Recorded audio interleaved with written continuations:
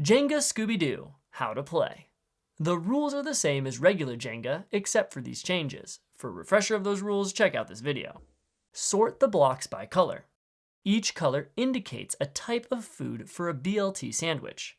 Yellow is bread, green is lettuce, maroon-ish brown is bacon, and the red is tomato. The biggest Scooby Doo fan builds the tower. When building the tower in the tray, the color order is 2 rows of yellow, 5 rows of brown, 5 rows of green, 4 rows of red, then 2 rows of yellow. The player who built the tower goes first. On your turn, if the top level of the tower is incomplete, then you must remove a block of that matching color and place it on top. If the top level of the tower is complete, then roll the die and you must remove a block of the matching color as indicated by the symbol on the die, then place it on top. If you roll a sandwich, then you must remove 2 blocks of any one color that isn't the top layer's color one at a time and place them on top.